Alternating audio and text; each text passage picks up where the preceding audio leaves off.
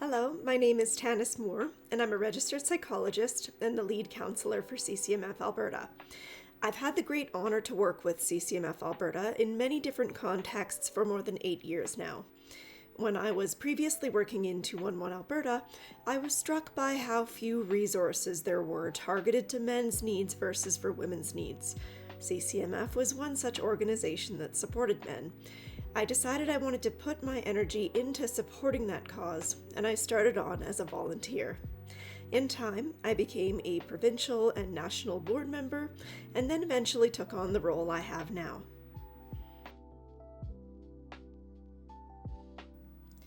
In terms of counseling models, I work primarily from 3 different schools. Cognitive behavioral therapy, which involves recognizing and challenging unproductive thought and behavior patterns and helping to replace them with more productive alternatives.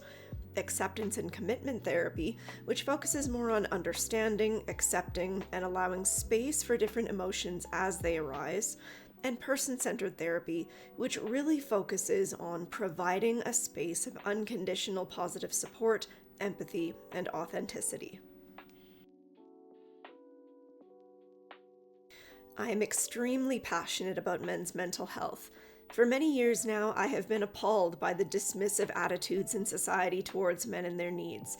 It's hypocritical that societal narratives talk about toxic masculinity and the need for men to open up more, and yet when men do open up, they are often shunned, ignored, and even denigrated for their experiences.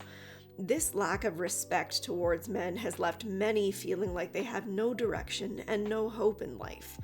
As a therapist, I can tell you that when you provide men with a space of genuine care and compassion, where they can legitimately feel heard, where their experiences and personal goals are privileged, and where their dignity and personal agency is placed at the top of the hierarchy, men thrive. And just as much as anyone else in our society, men deserve to thrive.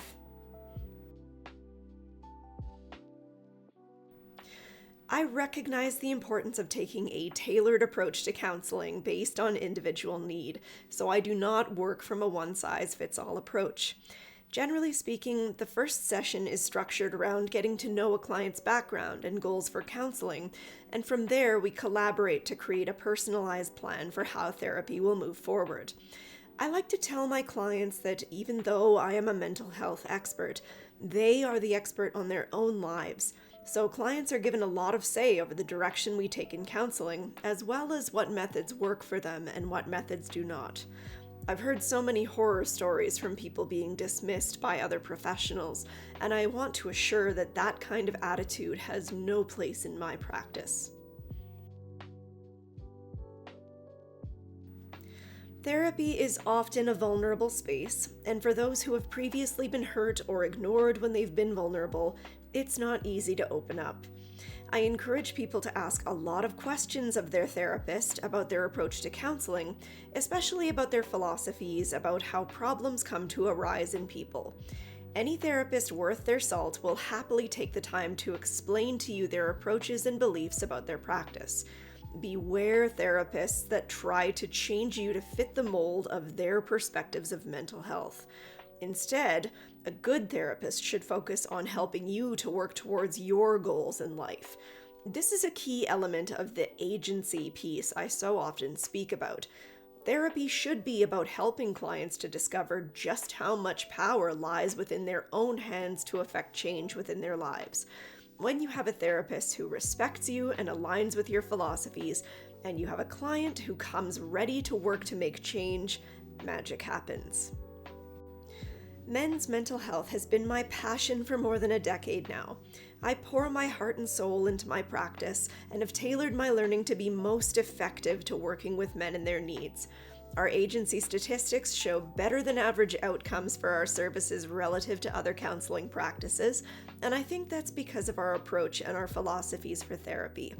It is my honor and pleasure to work with my clients, and I can't wait to hear from you as well.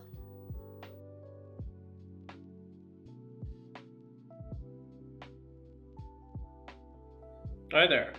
My name is James Patton. I'm a registered provisional psychologist at the Canadian Centre for Men and Families, Alberta. My counseling philosophy is one built on consciousness and self awareness, mindfulness, too. It's largely built around the idea that as we go through our lives, we may make any number of choices, decisions that could bear some consequences for us that we might wish to work on, adjust over time. And so a lot of the work I do is based on building awareness of ourselves, awareness of the control and power we have over our own abilities to impact our own lived experience, and about exercising how clients can utilize that to benefit themselves and their situations. Specializing in men's mental health is really important to me, specifically in that there's a very dire need for it at this point. A lot of men, more so than ever before, are wanting to step up and work on their mental health because there's increased awareness that doing so benefits both themselves and, crucially, those around them too. I tailor my approach to the unique needs of every client I speak with, largely just due to my modal underpinnings.